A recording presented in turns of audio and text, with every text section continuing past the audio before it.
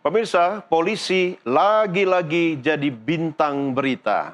Tapi lagi-lagi bukan karena prestasi, melainkan akibat tindakan AKP Dadang Iskandar yang menembak mati Kasat Reskrim Polres Solok Selatan AKP Ulil Rianto Ansari.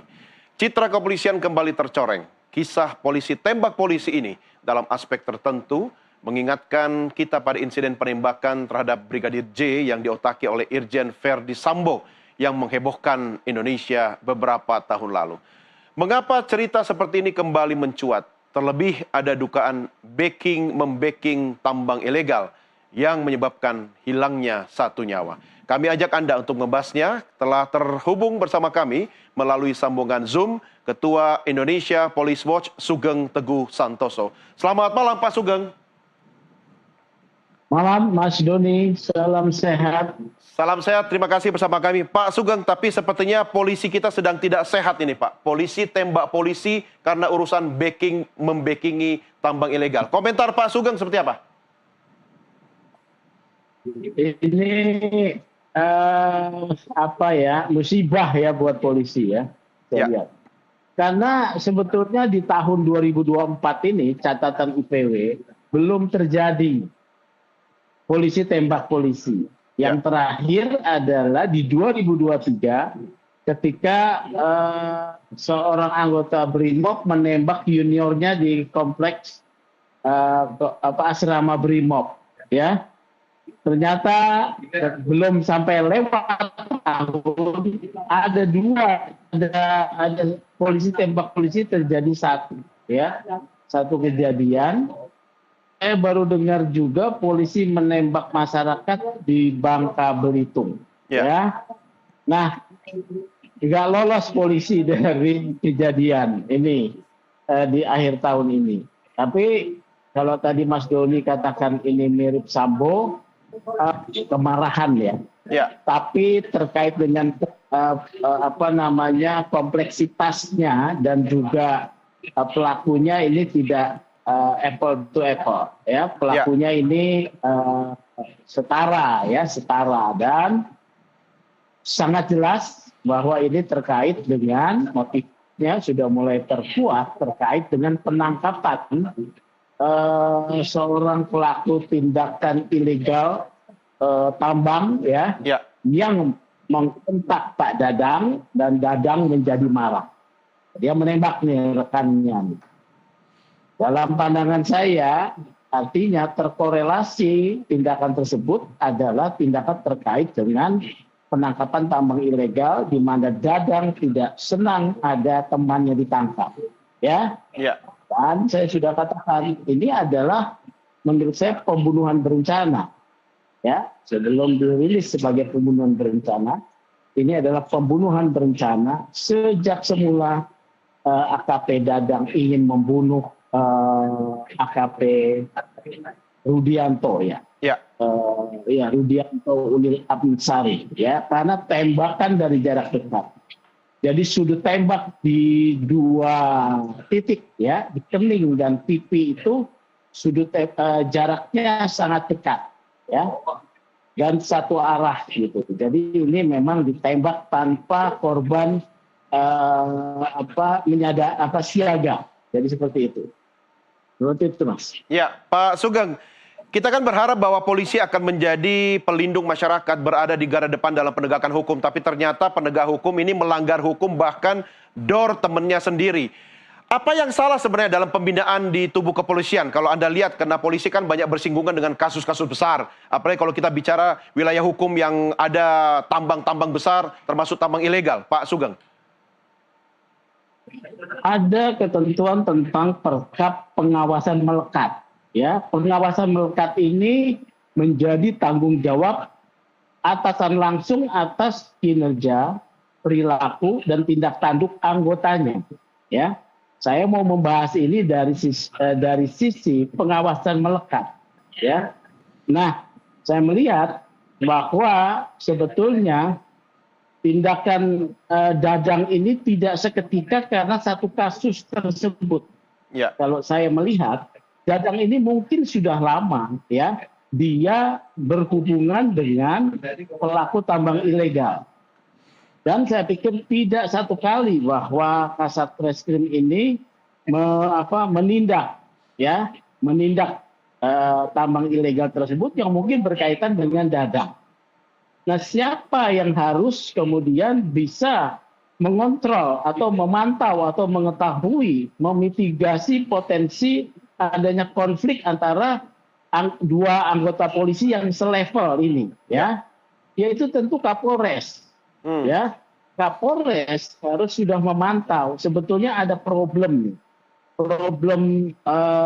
di dua jajaran di bawahnya. Ada problem bahwa Dadang itu menjadi pihak yang melindungi tambang. Bukan tidak tahu, ya. Apalagi kalau saya lihat rekam jejak daripada Pak Kapolres ini, Pak Kapolres ini mantan Dirkrimsus, ya. Dirkrimsus itu membidangi penegakan hukum tambang ilegal salah satunya. Ya. Jadi dia sudah harusnya tahu. Nah, ini terjadi. Kalau terjadi pada satu level atasan langsung, maka Pak Kapolres harus turut bertanggung jawab setidaknya untuk diperiksa. Ya. Apalagi ada tembakan ke rumahnya. Ini sesuatu yang menarik, ya. Setelah menembak Rianto, dia menembak rumah Pak Kapolres. Ya. Ada apa di balik itu? Artinya ya, mungkin logikanya adalah ketika dia sudah sangat marah, kemudian menembak korban, amarah berikutnya dia lampiaskan ke rumah dinas Kapolres yang dia anggap mungkin salah satu pihak yang bertanggung jawab juga, begitu Pak Sugeng? Banyak analisis, ya, banyak analisis. Ya, bisa juga seperti tadi bahwa perintah tersebut, penangkapan tersebut dari Pak Kapolres, ya, sehingga dia menembak rumah. Tetapi harus disadari, ya, dia sebetulnya apakah kecewa dengan Pak Kapolres? Ya, apakah dia sebelumnya juga menjalin komunikasi dengan Kapolres terkait perlindungan yang dilakukan oleh Dadang kepada pengusaha tambang ilegal? Maksudnya Pak Sugeng bahwa Kapolres yang jadi backingnya Dadang, begitu? Saya menyatakan Pak Kapolres tahu, tetapi tidak menindak Dadang. Ya, harusnya Dadang sejak awal ditindak, ya, atau kemudian dilarang menjadi backing. Ya, saya tidak menyatakan bahwa Kapolres melindungi, ya, tambang ilegal. Ya. Tapi kekecewaan itu muncul ini menjadi tanda tanya. Tahu tapi tidak menindak, apakah Kapolres atau institusi Polres itu sendiri menurut Pak Sugeng mendapatkan manfaat dari apa yang dilakukan oleh Kabak Operasional Polres itu? Kita tidak tahu, ya, tetapi di dalam satu mekanisme tata laksana pengawasan, kalau tahu tapi tidak menindak, ini juga sudah satu pelanggaran kode etik. Ya. Makanya Pak Kapolres harus diperiksa juga dalam kaitannya juga dengan perkap tentang pengawasan melekat. Karena di dalam pengawasan melekat tersebut disebutkan apabila pimpinan tidak melakukan pengawasan melekat, dia juga bisa kena sanksi. Ya.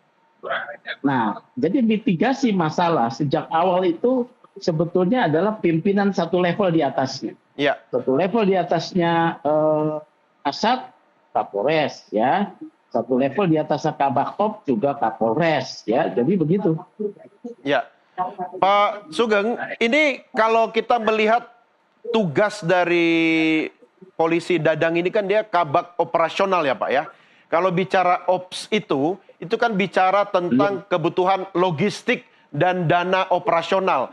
Apakah ini benang merahnya dana operasional itu yang menjadi beban tugas tanggung jawab Kabak Ops itu dia peroleh dari dana-dana tambang ilegal sehingga seyogyanya itu membiayai operasional di Polres itu dan Kapolres tahu, bahkan mungkin Kapolda juga tahu tentang itu, Pak Sugeng. Kabak Ops tidak terkait dengan penyediaan anggaran, ya. Kabak Ops itu berkaitan dengan operasi pengerahan anggota kepolisian untuk menjaga keamanan, ya. Jadi misalnya ada demo, ya, yang punya berpotensi anarkis, dia harus menurunkan pasukan huru hara atau sabara. Ada pengamanan yang harus dilakukan terhadap gangguan keamanan di satu wilayah. Itu tugas Kabak Ops, ya. Dia tidak mengurus soal pengadaannya. Bahwa di dalam prakteknya ya, ada kekurangan anggaran dan dia harus mengupayakan semua polisi kekurangan anggaran. Tetapi kan tidak boleh kemudian ya dia menggunakan sumber-sumber yang bertentangan dengan hukum. Gitu ya. Kalau kegiatan misalnya kita sebut COVID ya, itu ada dukungan-dukungan dari pihak-pihak tertentu, ya tidak ada masalah ya. Karena untuk kegiatan ya, kegiatan pencegahan COVID. Tapi ketika ini kegiatan tentang tambang ilegal, ini terbongkarnya ketika dia menembak, kesalahannya sudah pada 2 tingkatan tuh. Ya, kesalahan 1 akhirnya terbuka melindungi tambang ilegal sebagai oknum. Kedua, dia melakukan penembakan yang bisa dikualifikasi sebagai pembunuhan berencana. Ya, dan ada satu psikologis loh ya. Pak Dadang ini dia bukan dari Akpol. Biasanya kalau bukan Akpol itu dia biasanya hormat sama alumni Akpol ya. Jadi seperti itu. Tetapi ini melakukan penembakan dan dia juga sudah tahu dia itu. Nah, ini menariknya di sini. Ya. Ya, silakan Pak, dilanjutkan Pak. Ya. Iya, menariknya dia tidak bisa mengontrol diri. Jadi kemarahan ini memuncak. Iya. Mungkin perlu ada pengawasan khusus Pak Sugeng terhadap polisi-polisi tertentu dengan jabatan tertentu, apalagi dibekali dengan senjata begitu? Iya, mekanismenya sudah ada di kepolisian, Mas Doni. Sudah ada ya? Yaitu 1, pengawasan tentang. Kemudian tentang senjata, ini sudah ada ketentuannya bahwa seorang anggota polisi untuk mendapatkan atau diberi kepercayaan memegang senjata itu ada pada pangkat tertentu ya. Kemudian ada satu tes psikologis ya dilakukan oleh tim. Kemudian dari Intelkam akan melakukan juga cek and recheck sebelum diberikan kepada anggota tersebut penggunaan senjata. Dan harus dilaporkan secara berkala. Kemudian ada juga setiap 6 bulan dilakukan tes psikologis lagi untuk kesiapan anggota secara mental menggunakan senjata. Peraturan di kepolisian sebetulnya sudah rigid ya. Nah, ini yang harus kemudian dikaji kembali. Apakah perlu ada pengetatan lebih ketat lagi? Nah, ya. Kalau pengawasan sudah ada, aturannya sudah ada, tapi sampai polisi bisa dan berani nembak rekannya sendiri di kepala, di pelipis begitu, saya khawatir mungkin keterlibatan oknum ini sudah terlalu jauh dan melibatkan anggaran atau uang yang besar sekali mungkin Pak Sugeng, sehingga rela untuk menembakkan peluru kepada sesama polisinya. Komentar Anda Pak Sugeng? Tidak perlu satu jumlah uang yang besar ya. Ini masalah psikologis ya. Jadi mungkin tekanan daripada permintaan dari pelaku tambang ilegal itu ini mungkin tidak sekali ya. Kasat Serse yang menangkap ini tidak sekali. Kasat Serse ini kalau di dalam saya cek baru bertugas kalau tidak salah 7 atau 8 bulan baru. Sementara Dadang itu sudah cukup senior di sana, ya, cukup senior. Jadi ini enggak sekali. Mungkin disitulah kemudian meledak, ya, meledak tidak terkontrol. Ini soal emosional. Ya. Kalau soal jumlah itu sangat relatif sekali. Penguasaan psikologis yang penting di sini ya. Ya, baik. Pak Sugeng, terima kasih sudah berdiskusi bersama kami malam ini, Pak Sugeng. Selamat malam. Baik, selamat malam. Ya, pemirsa.